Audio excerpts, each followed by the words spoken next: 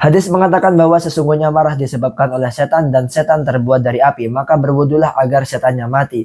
Berapa kalikah harus berwudu ketika marah? Ya benar, ada hadis yang dimaksudkan itu dari Urwah As-Sa'di. Nabi Shallallahu Alaihi Wasallam bersabda, sesungguhnya marah itu dari setan dan setan diciptakan dari api dan api bisa dipadamkan dengan air. Apabila kalian marah, hendaknya dia berwudu. Hadis riwayat Ahmad dan juga Abu Dawud. Benarkah setan bisa lepas atau efeknya bisa padam dari diri kita ketika disiram dengan air wudu? Sama sekali bukan Arya Perse yang memadamkan nyala api atau panas dari setan, tapi tindakan berwudu itu akan membuat kita bisa mengalihkan fokus perhatian. Untuk melaksanakan wudu, kita harus mengawalinya dengan niat yang dibaca dalam hati atau dilafalkan, lalu dilaksanakan prosesnya secara tertib dan benar.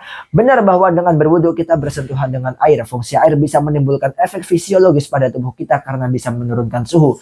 Turunnya suhu tubuh bisa jadi membuat kerja saraf kita menjadi lebih rileks. Selanjutnya, tertib pelaksanaan wudhu itu, mulai dari niat hingga prosesnya, bisa membuat kita beralih fokus terhadap pikiran kita. Saat kita terfokus pada sesuatu, maka pikiran kita terhadap hal-hal lain akan teralihkan. Dengan begitu, kita bisa sedikit melupakan objek, kejadian, atau keadaan yang membuat kita marah. Jadi anjuran berwudhu saat marah itu adalah trik atau tip psikologis untuk menenangkan diri dari gejolak emosi dan pikiran yang negatif. Ketika emosi dan pikiran kita bisa kita atur, maka kemarahan bisa menurun atau hilang secara perlahan. Ketika kita tenang kembali, kita bisa mengembalikan fungsi akal sehat kita seperti sedia kala, sehingga bisa menemukan jalan keluar yang lebih baik dan tepat terhadap keadaan yang sedang dihadapi. Berapa kali harus berwudu saat marah? Jika wudhu itu diikuti dengan sholat, entah wajib atau sunnah. Boleh jadi sekali wudhu saja sudah cukup. Sholat adalah aksi lain yang menuntut niat dan proses pelaksanaan yang lebih runtut. Karena itu, wudhu yang diikuti sholat bisa mengendalikan amarah. Jadi istilah setan terbuat dari api dan kemarahan disebabkan oleh setan, serta berwudhu bisa memadamkan godaan setan hanyalah metafora